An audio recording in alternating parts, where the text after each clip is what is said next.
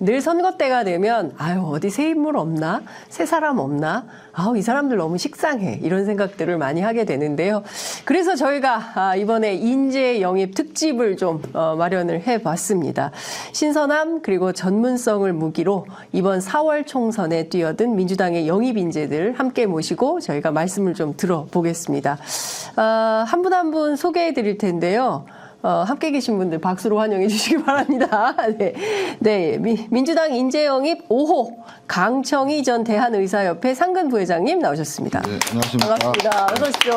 예. 6호 황정아 한국천문연구원 책임연구원 나오셨습니다.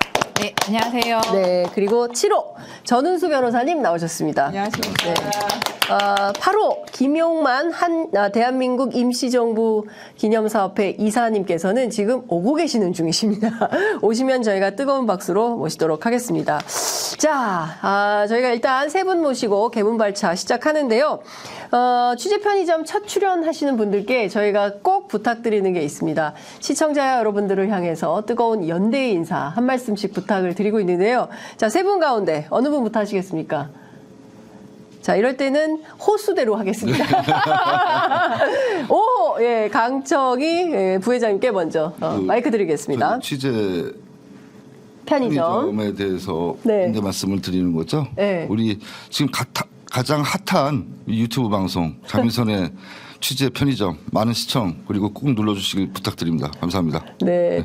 예, 좋아요, 댓글, 알림 설정. 예, 아직은 살짝 서투른 강청희 부회장님 뵙습니다. 자, 6호 황정아 연구원님께 마이크 드리겠습니다. 네, 안녕하세요. 장윤선의 취재 편의점은 저랑 저희 신랑님이랑 굉장히 애청하는 채널이거든요. 그리고 매우 객관적이고 합리적이고 과학적인 채널이라고 생각합니다. 와. 대한민국의 미래를 밝힐 채널. 와. 장윤선의 취재 편의점 함께 해주셔서 감사합니다. 네, 거의 앵커 수준에. 네, 너무 감사드립니다. 자, 7호 전은수 변호사님 마이크 드리겠습니다. 네. 어디 보고 하나요? 예, 이 앞에 하얀 네. 카메라 보시면 됩니다. 네, 평소 팬입니다. 장윤선 기자님 이렇게 뵙게 돼서 너무 영광이고 아마 제 눈에서 꿀이 뚝뚝 떨어진 것을 기자님이 확인하셨을 건데 일단 여기 나오게 돼서 너무 기분이 좋고 행복합니다. 오늘 재밌게 하는데 일조를 할 수 있도록 하겠습니다. 네. 좋아요, 댓글, 구독, 알림. 와, 야 이렇게 준비된 아니 왠지 기분이 그러니까 제가 이게 기성 정치인들 많이 모셔서 대담을 하는데 분위기가 완전 다릅니다. 네. 역시 상큼발랄 새로 시작하는 새내기 느낌이 정치 새내기 느낌이 물씬 난다 이런 생각이 상큼함을 담당하는 저희가 상큼 레몬 담당해보도록 상큼 하겠습니다. 레몬. 네, 한국 정치의 상큼 레몬 모드를 좀 담당해 주시길 바라면서 각자 자기소개 좀 부탁드릴게요. 사실 나이가 몇인데 이걸 또 해야 되라는 생각도 드시겠지만 정치 새내기이고 이 시청자들뿐만 아니라 전 국민들을 향해서 제가 이런 사람이었고 이것 때문에 제가 정치 시작했습니다라는 이유를 이번에는 거꾸로 한번 가보겠습니다. 전은수 변호사님부터 할까요? 네. 조금 준비된 멘트로 울산에서 시작하는 혁신과 변화 민주당 영입인재 7호 전은수입니다. 저는 초등교사 출신 변호사이고 공공기관 최연소 상임감사를 하면서 수많은 이제 공적인 영역에서 짧은 기간이지만 경험을 쌓아왔습니다. 주위에서 이제 정치를 해보라는 말을 정말 많이 들어왔었는데 지금은 아니다 했던 것이 이번에는 결심을 하게 되었습니다. 좀 답답함을 많이 느꼈고 우리 모난돌이 정 맞는다, 둥글둥글하게 살아라 이런 말들을 했는데 지금 둥글둥글한 돌이 정 맞고 모나는 그런 세상이 아닌가. 그래서 저같이 좀 평범한 사람들이 답답하고 화나는 세상인데 지금 좀 뛰쳐나와야 되겠다라는 생각을 해서 이 자리에 오게 되었습니다. 네. 젊은 변호사님이시고 또 이제 학교에서 아이들 가르치시다가 뜻한 바 있으셔서 법조인의 길을 걷게 되고 사회활동 하다 보니까 너무 부조리한 게 많은 거죠. 그래서 이거 정치 안 하면 이 나라 바꾸기 어렵겠다. 이런 결심하신 걸로 저는 들었습니다. 네. 자, 이번에는 황정아 교수님이시죠. 책임연구원님께 여쭤보겠습니다. 왜 정치를 시작하셨습니까? 네.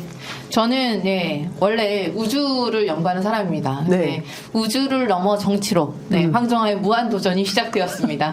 그래서 사실 제가 30년 가까이 현장에서 우주과학을 연구하고 그다음에 인공위성을 개발해온 물리학자입니다. 그래서 아마 현장에서 제 일을 하기에도 굉장히 바쁘고 학생들 가르치고 있는 제 연구실 꾸려나가는 것에도 굉장히 만족하면서 행복하게 연구 잘 하고 있던 사람인데 네. 이제 오늘날 사실 여러 이슈들이 과학 현장에 많은 이슈들 때문에 과학자들이 굉장히 지금 울분에 차 있습니다. 사실 현장 분위기가 부글부글 하거든요. 네. 아시다시피 과학자들은 그냥 소소하게 자기 조금 연구비랑 학생들하고 연구만 해도 굉장히 행복한 사람들이에요. 굉장히 수줍고 사실 이렇게 드러나는 거 굉장히 싫어하고 이런 사람들입니다. 사실 네. 학교에서 이공계가 별로 말이 없죠. 네. 사회과학대가 시끄럽고. 그 사람들조차도 지금은 목소리를 내야 할 때라고 생각을 하고 있고 누군가가 우리들의 과학기술계의 목소리를 대변할 사람이 있었으면 좋겠다고 다들 이야기하고 있습니다. 네. 그래서 이참에 다들 저를 추천을 하셔가지고 제가 힘 받아서 그 기대에 부응하기 위해서 앞서게 되었습니다. 과학계에서 당신밖에 없어. 당신이 나가서 우리 얘기 좀 대신해줘. 이렇게 해서 그럼 약간 떠밀려서 나오신. 처음은 그런데 이제는 앞서서 진두지휘 하도록 해보겠습니다.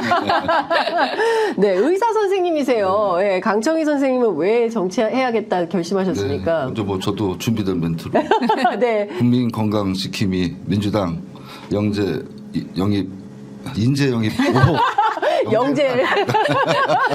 강청희입니다.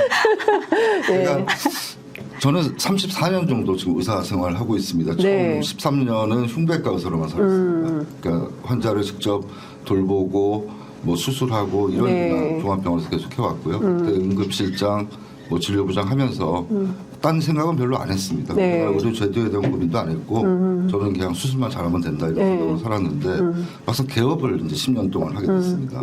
개업을 해보니까 우리나라 의료 제도가 의사들이 소신 진료, 그러니까 마음껏 환자를 보고 환자를 잘 치료할 수 있는 데 대해서는 너무 제약이 많다. 그러니까 의료 제도에 어떤 문제가 있지 않나 싶어 이제 의사협회 일을 시작했고요. 의사협회란 거 다 아시다시피 의사의 권익을 위한 단체입니다. 처음에는 의사 권익을 이제 위한 단체 생활을 하면서 그때 제가 경험했던 부분이 전공의 특별법을 이제 입법하는 과정에 좀 참여했고요. 주도적으로 했고, 그다음 환자 안전법을 만들면서 의료계와 환자 단체가 격하게 좀 충돌을 했는데 그때 느끼는 것이 결국 서로 원하는 게 틀리지 않다. 환자 단체나 우리나 결국은 다 안전하고 또 보장된 진료 환경을 원하는데 쓸데없는 갈등을 일으키고 있다는 생각이 들어서 그다음에 이제 공공의료 쪽, 그다음에 이 건보공단 또 이 공공조직은행 같은 공공기관에서 경험을 이제 쌓게 됐고요. 그런 과정에 생각이 많이 좀 변화가 됐습니다. 예전에는 의사들이 흉부외과 의사, 특히 저 같은 흉부외과 의사가 왜 소외되고 왜곡받아야 되는가? 그래서 왜 미용 진료를 해서 먹고 살아야 되는가? 미용 진료. 흉부외과 의사가 흉부외과 의사도 개업을 하면 주로 하는 일이 미용 쪽을 많이 합니다. 그러니까 피부 미용도 하고요. 그게 돈이 되니까. 그렇죠. 그게 왜곡됐다는 얘기죠. 요새 소아과에서도 주사 놓고 하더라고요. 그 진료를 제대로 하면서 거기에 정당한 수가를 합당한 수가를 받으면 그걸로 병원 운영이 잘 될 텐데 운영이 안 되니까 이제 결국 피부 레이저 놓고 그런 시술을 하게 돼 있거든요. 그런 데 대한 굉장히 자괴감 내지는 좀 회의가 많이 들다가 제가 이쪽 일에 나와 보면서 결국은 국민들의 건강을 지키는 일이 의사의 소명인데 그런 일을 좀 존중받고 잘 할 수 있는 보건의료 환경을 만들어야겠다. 그런 쪽으로 처음에 갔었고요. 그 다음에 공공의료 쪽을 넘어와 보니까 우리나라 의료가 정말 잘못 편제되어 있구나. 민간에 너무 치중하다 보니까 정작 국민들이 보편적으로 누릴 수 있는 이 보건에 대한 혜택 그런 것이 굉장히 제한적이다. 특히 지난번 코로나 같은 사태를 겪으면서 공공병원이 얼마나 중요한지 나타나지 않았습니까? 그럼 공공 기반의 인프라 구축 없이 앞으로 우리 저출산 의료화 사회에 돌봄 쪽에 넘어간다면 사회복지와 의료가 또 분리가 돼 있고 거기서 어떤 혜택을 볼 수 있는 건 극소수라 그러면 굉장히 앞으로 큰 문제가 생기겠구나 이런 문제의식을 가지고 거기에 대한 제도와 입법과 앞으로 행정을 같이 좀 하고 싶은 욕심에서 정치를 하게 됐습니다. 다들 사연이 있으십니다. 진짜 사연 없는 사람이 어딨냐라고 했는데 진짜 세 분 모셨는데 완전히 다 사연들이 다 대단하셔가지고 정치 안 할 수 없는 사연들이다 이런 생각이 좀 듭니다. 사실 강청희 부회장님은 저희가 이재명 대표 피습 사태 때 처음 뵀어요. 서울대병원 앞에서 어떤 분이 브리핑을 쫙 하시는데 전문성이 상당하더라. 그래서 사람들 뭐 저분 누구야? 막 이럴 때 알고 봤더니 이제 인재 영입이었다. 예, 이런 그 기자들의 판단이 있었는데요. 제가 그것 좀 먼저 여쭙고 넘어가겠습니다. 네네. 당시에 굉장히 막 이러저러한 논란이 있었잖아요. 부산대에서도 왜 부산대에서 하지 않고 서울로 갔냐. 서울대에서는 그게 아니라 부산대하고 다 상의가 된 거다. 뭐 이런 거고. 헬기를 왜 탔냐. 그거 김영란법 위반 아니야. 특혜 아니야. 뭐 이런 비판들이 있었어요. 그거 좀 정리해 주십시오. 도대체 왜 그렇게. 한 말씀으로 정리해드리기는 어렵지만 일단 저에 대한 가짜뉴스부터 좀 해명을 드릴게요. 가짜뉴스가 제가 있습니까? 우리 쪽의 유튜브 방송에서는 제대로 저를 흉배과 의사로 소개하고 의사로서 전문성을 갖고 말씀하셨다고 우리 기자님 말씀하신 것처럼 이야기를 하는데 실제로 제가 모니터를 해보니까 보수 유튜버에서는 의대만 다닌 사람 그다음에 전혀 임상 경험이 없는 사람 민주당 당원이 그냥 나와서 한 것처럼 꾸며지는 가짜뉴스들이 있어서 상당히 좀 문제가 있다는 생각이 들었습니다. 그리고 저는 임상 경험을 13년 동안 흉부외과 일을 했기 때문에 실제로 이런 칼 자상 환자 수술을 많이 했었고요. 흉부 외상에 대한 치료를 또 전문적으로 해서 이 부분에 대해서는 나름대로 전문성을 충분히 가지고 있다고 생각을 하고요. 그런 점에 대해서 좀 시청자 여러분께 먼저 설명을 드리겠습니다. 이번에 사태는 제가 볼 때는 프레임 전쟁입니다. 프레임 전쟁이다. 제가 지금 그 당대표 정치테러 대책위원회에서 위원으로 활동하고 있는데요. 이게 처음에 당대표에 대해서 이 암살 테러 사건이 일어난 후에 이 대테러 대책 본부라는 게 있습니다. 거기에는 경찰이 관여하는 것이 아니라 우리 박선원 그 인재 영입 하신 선생님 말씀을 들어보면 되게 국정원이 관여하고 있다. 그래서 국정원이 국가안보실에 보고를 하게 돼 있고 거기서 어떤 지침에 따라서 축소 왜곡이 일어나지 않았나 하는 점을 당기지금 문제 제기하고 있고요.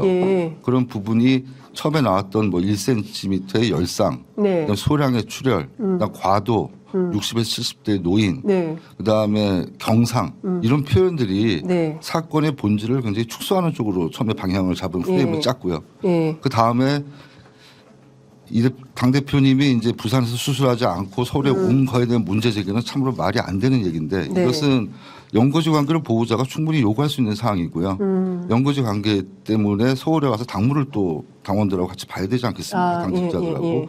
그러면 수술한 병원에서 그 후에 치료까지 같이 맡아서 하는 것이 가장 합당하죠. 근데 옮기지 못할 정도의 위급한 상황. 예를 들어 혈압이 유지가 안 되거나 옮기는 과정에 사망할 수 있었다는 의사의 판단이 있으면 당연히 전원하지 않습니다. 그럼에도 불구하고 헬리콥터 전원을 통해서 빠른 시간 안에 전원을 하면 수술하는 데까지 시간을 벌 수 있다는 판단이 의료진이 있으니까 전원이 가능했던 거고요. 그런데 대비도 서울대병원이 이미 돼 있었고 부산대하고도 서로 소통이 됐기 때문에 전원한 과정을 가지고 무슨 황제 헬기니 무슨 이송 과정의 문제니 이런 표현들을 지금 쓰면서 공격들을 한 것 자체가 저는 프레임을 씌워서 어떻게든 폄하하고 핍박하려는 것이 아닌가 하는 의심이 좀 들 정도입니다. 그래서 앞으로 저희 대책위원회가 이 부분에 대해서 좀 더 진실을 더 규명을 하고 과연 이 테러 사건에 맞게 이 테러 방지법에 대해서 제대로 따라서 매뉴얼대로 진행이 됐는지에 대해서 따져보고 만약에 법을 지키지 않았다 그러면 그 책임도 물을 생각으로 있습니다. 네, 알겠습니다. 지금 강청희 부회장님의 말씀을 듣는 순간 한 분이 새로 도착했습니다. 네, 어서 오십시오. 아시죠? 원래 늦게 오신 분들이 더 세게 인사를 하셔야 된다는 거. 어쨌든 지금 오셨으니까 시청자 여러분들께 뜨거운 연대 인사 한 말씀 부탁드리고 그리고 저희가 계속 하던 얘기 마저 하겠습니다. 안녕하십니까. 네, 저는 백범 김구 선생의 증손이자 이번 민주당 8호로 영입된 김용만이라고 합니다. 반갑습니다. 네. 저희 노래 한마디씩 다 했는데. 라고 저희가 장난을 치고 있습니다. 왜 정치했는지 이건 나중에 자연스럽게 좀 넘어가도록 하고요. 저희가 그 얘기까지 했어요. 그 정치에 나온 결심한 이유 뭐 등등에 대해서 얘기를 하고 있는데 지금 저희가 한 분 한 분 왜 정치를 할 수밖에 없었는지에 대한 얘기가 돌고 있던 중에 김용만 이사님 오셨는데요. 이사님께서는 왜 정치를 해야겠다고 생각을 하신 겁니까? 처음에는 이제 독립운동사 활동을 2015년에 시작을 하면서 네. 개인으로서 할 수 있는 역량과 정치의 힘을 빌려서 할 수 있는 부분이 좀 눈에 띄었습니다. 그래서 개인적으로 마음을 다해가지고 하는 것도 좋지만 네. 실질적인 어려운 분들께 도움이 돌아가는 거는 정치를 통해서 가장 컸었거든요. 그래서 그런 마음으로 정치 인분들의 힘을 빌리고자 하기도 했고 네. 또 이번에는 그런 마음을 갖고 있던 와중에 네. 저한테도 기회가 와서 또 민주당과 같이 네. 같이 이제 길을 걷게 됐고요. 네. 또 그런 좋은 이유 말고도 다들 네. 아시겠지만 최근에는 또 역사와 관련된 왜곡 네. 또 정말 또 개인적으로는 또 증조부님이시지만 상처가 되는 말들이 좀 있었지 않습니까? 네. 비대위원 네. 쪽에서 국민의힘 그런 부분들도 또 저에게 일부 명분을 주게 된 것도 사실입니다. 네. 그래서 이번에 참여를 해서 그런 안 좋은 부정적인 면모들을 좀 줄이고 또 긍정적인 면모들은 더 키우고 하기 위해서 정치에 참여하게 됐습니다. 네. 그러니까요. 정말 중요한 대목이신 것 같아요. 그러니까 대한민국에서 누구나 다 잘하면서 역사 공부를 하고 그리고 뭐 직접적 간접 혹은 뭐 드라마 뭐 영화 뭐 이런 것들을 통해서 다 확인했던 우리가 역사적 사실들에 대해서 윤석열 정부 들어서 이게 완전히 왜곡돼 특히 홍범도 장관과 관련해서는 보수 안에서도 도대체 왜 이러는 거냐 이런 비판이 나올 정도니까 그런 측면에서는 우리 김용만 이사께서 하실 역할이 상당히 크다 이런 말씀을 좀 드리면서 계속 얘기를 좀 해보겠습니다. 물리학자이신 황정화 선생님께 여쭤볼게요. 왜 민주당이에요? 국민의힘 가셔도 되지 않습니까? 주변에 국민의힘에서 정치하시는 분들도 있죠. 예, 맞습니다. 네. 제가 이제 과학자로 거의 30년 가까이 현장에서 연구하는 연구자다 보니까 네. 당연히 제 생각에는 뭐 다른 모든 분야가 있지만 과학은 사실 야당 여당의 문제일 수가 없거든요. 그리고 우리의 미래가 걸린 문제예요. 그리고 아마 대통합을 이룬다면 과학에서 이루어야 하지 않을까. 과학 기술에 어떻게 당 색깔이 있을 수가 있겠습니까? 그러니까 당연히 장기적으로 계획을 세워야 되고 네. 우리나라가 앞으로 발전하고 우리나라 30년 역사에서 우리가 이렇게 짧은 시간 안에 성공할 수 있었던 방정식 안에 과학기술과 교육이 있었다고 생각하고 있습니다. 네. 그런 많지 사실 여야를 가리지 않고 진보든 보수든 어떤 정부든 간에 네. 과학기술에 투자하는 것은 아끼지 않았습니다. 그게 우리의 미래의 희망이고 우리의 씨앗이라고 다들 생각하고 있었거든요. 그래서 정부가 세워진 이래로 단 한 번도 과학기술 R&D 예산을 깎은 적은 없었습니다. IMF 시절에도 없던 거고. 맞아요. 예, 그래서 그 숫자만 달라졌을 뿐 순증액으로 뭐 1%, 2%, 3% 안에서는 10%, 18%까지 올라가긴 했는데 늘 이렇게 증가했던 것이 이번 정부 들어서 순감액이 네. 마이너스 14.7%. 그러니까 역사상 유례가 없는 일이고 다른 나라의 어떤 정부도 유례가 없는 일이라 아니 왜 이렇게 하는 것인지 현장에서는 사실 매우 당혹스러웠습니다. 네. 이거는 우리나라 사람이라면 이럴 수가 없을 것 같은데 네. 이런 생각이 드는 판단이거든요. 그래서 현장에서는 게다가 그 결정을 내린 이면에 R&D 카르텔이란 단어가 나왔기 나왔죠. 때문에 예. 기저에 대통령이 그 얘기를 했죠. 예. 그래서 너무 현장에서 사실 아시겠지만 이공계 연구자들 대부분이 굉장히 수줍음이 많고 예. 샤이하고 해서 예. 밖에 나와서 말도 잘 못하고 조용조용하고 예. 의견을 잘 말 안 하는 쪽이 이공계 쪽 사람들이거든요. 예. 그러니까 소소하게 아주 작은 자기 연구만 계속 할 수 있으면 행복하게 살 수 있는 사람들이거든요. 네. 그 평범한 사람들이 지금 좀 화가 났습니다. 우리가 30년 동안 뭘 잘못했길래 우리가 이런 처우를 받아야 하는 것인가. 우리가 지금까지 우리의 연구에만 집중하고 정치나 세상 돌아가는 것을 회피했던 대가가 이런 식으로 돌아오는 것인가 라는 것에 대해서 굉장히 이건 아닌 것 같은데 어떤 네. 식으로 우리의 목소리를 닫게 할까 이게 좀 고민이거든요. 네. 이공계 사람들이 사실 정계나 사실 국회에 거의 없습니다. 네. 사람들이 없어서 우리의 목소리가 닿지 않는 안철수 것인가. 의원 있잖아요. 안철수 의원. 네. 네. 다른 정치인에 대해서 평가를 내지 않겠습니다. 어쨌든 네. 네. 그래서 제대로 된 현장의 과학자들의 목소리가 국민들과 정계에 닿게 하는 게 지금 중요하겠다라고 생각을 했고요. 네. 그래서 그 역할을 할 사람이 필요한 딱 타이밍이고 그런 기회를 또 더불어민주당에서 저한테 제의를 해주셨기 때문에 저도 사실 많은 고민을 했습니다만 네, 영입 제의를 수락했고요. 그리고 현재 국회에 사실 과학자가 거의 없고 네. 과학에 관심 있는 분들이 거의 없다는 게 지금 과학자들의 생각이라서 네. 저희가 만약에 국회에 가게 되면 사실 다른 많은 위원회들이 있는데 상임위들이 있는데 네. 그 모든 위원회들이 사실 과학과에 닿지 않는 곳이 없습니다. 모든 다른 분야 AI 다 필요하고 네. 사실 복지나 사실 민생이나 경제나 네. 사실상 과학 테크노와 연결되지 않은 게 하나도 없거든요. 맞아요. 그래서 만약에 진짜 실력 있는 과학자 정치인이 있다면 그 모든 상임위에 다 도움이 될 수 있을 거다라고 저는 생각하고 있습니다. 예. 아, 우리 황정화 선생님은 방송인을 해도 되죠. 근데요, 이분이요, 2003년도 과학기술위성 1호, 이거 발사할 때 개발 시작을 해가지고 작년에 세계 최초로 편대 비행하는 위성인 그 도요셋 위성, 이거 개발까지 20년 동안 인공위성 개발, 우주과학 연구하신 분입니다. 국방부가 추진하고 있는 4.25 정찰위성, 이거 개발에도 참여를 하셨네요. 국방부 위성 사업은 사실 국방과학연구소 ADD에서 이제 수행하는 사업이고 네. 저는 이제 자문위원으로 예.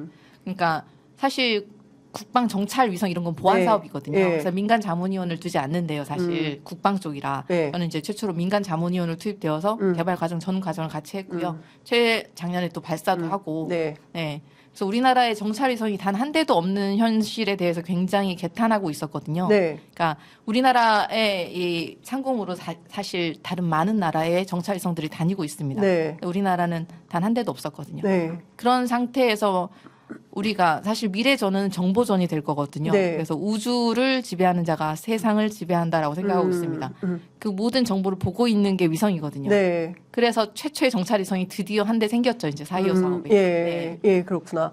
그러니까 제가 보기에 우리 황정화 선생님은 이 전체 물리학을 하신 분이기 때문에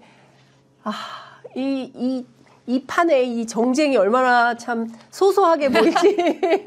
예, 항공에서 하늘에서 보는 이 정치판 여의도 이 국회 안에서 벌어지는 희자질구레한 싸움들을 앞으로 어떻게 어떤 관점에서 헤쳐나가실지 좀 기대가 된다라는 생각이 좀 듭니다.